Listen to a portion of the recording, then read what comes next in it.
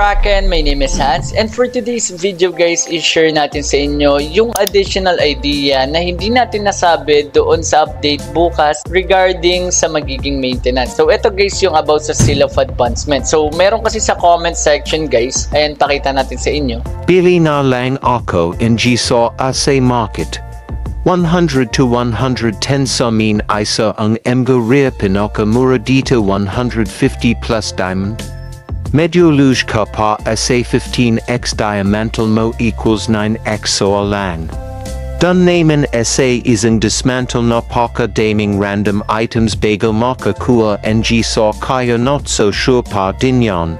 So yun guys, nababasa nyo naman yung nasa screen. So pakita lang din natin sa inyo guys yung additional idea doon sa update. So guys, baka itanong nyo bago tayo mag-start magpaliwanag, baka itanong nyo kung paano yun i-click. So click nyo lang to guys, notice. And click nyo lang to guys, mission completion event shortcut. So once na maklik nyo yan, pag click natin yan, ayan, dyan nyo na makikita guys yung sinasabi ko. Ayan, may makukuha na kayo dyan na mga ideas. So eto guys, pag pumunta kayo dito sa event roundup, click nyo lang tong gear dismantle event shortcut. Ngayon, pag pumunta kayo dyan, mapapansin nyo dito guys, eto sa mission completion, eto yung grow together with guild. Ayan. So sabi dito is donate to guild 3 times. May makukuha kayong lowest stimulant growth bound times 2. So dalawa. Ngayon, pag 9 times naman kayo dito guys, nag-donate, may makukuha kayong stimulant ulit. Tapos dito sa complete guild order 5 times, may makukuha kayong alluvial gold pouch times 3. At complete guild order in 15 times, may makukuha naman kayong 5 guys na alluvial gold pouch. Ngayon, dito naman sa defeat guild dungeon boss, once may makukuha kayong uncommon crafting material selection chest. So alam nyo naman na yan. And dito naman guys sa final reward, may makukuha kayong pang draw guys ng weapon style, or it's either pang mount or weapon style. And guys, bound chest yung makukuha nyo dyan, bound selection chest, may mili ka lang, and dalawa yan guys. Ngayon, dito naman sa gear dismantling order, ang makukuha nyo kapag nag-dismantle kayo ng common gear 50 times is alluvial gold pouch. At pag nag-dismantle naman kayo ng gear ng 100 times, alluvial gold pouch times 3. And dismantle naman kayo guys ng common gear 50 times, may makukuha kayong metal fragment. And dito metal fragment din kapag 100 times na uncommon. At dito guys sa rare, kasi yung dun sa ating update, ang sinabi ko is chances, which is tama naman yun. Kaso may additional pa silang event, which is itong event na to guys, is bibigyan ka ng 3 seal of advancement kapag nag-dismantle ka ng isang gear na rare. Okay? So kaya ang ginawa natin dito guys is eto, bumili ako, kaso 300 yung nagastos ko dito, lugi pa ako. So dalawa yung magiging goal natin dito. Eto, binili ko yan guys, 300 diamond. So pakita natin sa exchange. Bala ko kasi ipakita to kung ano yung makukuha. So ginawa ko to for the video.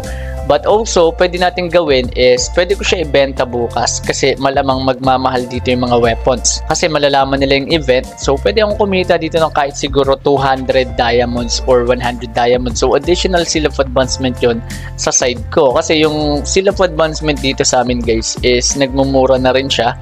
So, ito sa bookmark, ayan, 89.75 na lang siya. So, kung makakadiskarte ako ng 100 diamonds, malaking up sa character ko yun kasi additional seal of advancement yun. But at the same time, pwede ko rin naman siya i-dismantle para magpakita sa inyo ng video na may makukuha tayong 3 seal of advancement. So pinakita ko kasi sa inyo kanina guys is yung about sa may components ng rewards na makukuha nyo. Kanina, yung reward chest na yon, may chance ka makakuha doon ng times 1 to times 5 na seal of advancement. Pero pag ginawa nyo yun ng isang beses, may makukuha na agad kayo dito guys na seal of advancement. At kapag 5 naman na rare gear, more yun times 2 bound, Asian papyrus, and then seal of advancement naman 6 kapag 15 na rare gear items, which is sobrang hirap na yan and nakadepende na yan sa inyo guys kung gusto nyong itry. Pero ito nga yung makukuha nyo bound, so hindi siya talaga worth it. Pero worth it siya kung gagamitin nyo siya pang character nyo. Katulad sa akin, need ko siya for second advancement. So yung kaninang sinasabi ko sa inyo, ito mission completion lang to.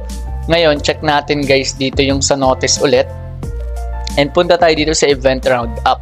So scroll down lang natin yan and mapapansin nyo naman dito guys. Okay, scroll down lang natin. So ito guys yung gear dismantling event. Okay, so ayan, ito yung pinakita ko sa inyo kanina. Ngayon, check natin dito guys. Ito yung item details. Ayan. So, ito yung seal of advancement na sinasabi ko. Ang makukuha nyo dyan is dismantle gear within the event period to obtain rare dismantling chest. So, bali, pwede mag times 4 yung inyong makukuha seal of advancement kung makukuha nyo is etong seal of advancement times 1. Pero kung medyo swerte kayo, times 2, swerte na yan, times 3, and syempre pinakaswerte itong times 5. So, meron ding newcomers na codex and intermediate codex. So, check natin yan guys So, check natin yung codex na yan.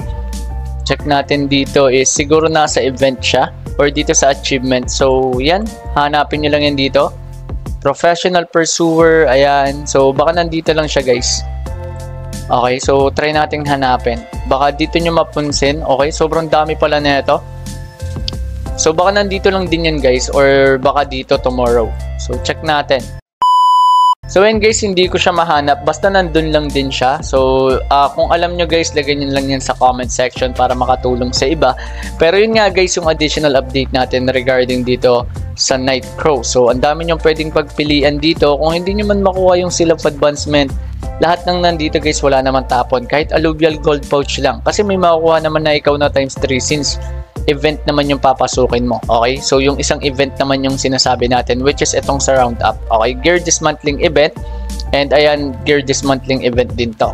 So, same lang din sila guys. Kaso, yun nga, yung effect nila is sobrang ganda. And papaliwanag na rin natin yan guys tomorrow para magkaroon kayo ng linaw regarding this one. So guys, maraming salamat and sana nakatulong itong video na ito.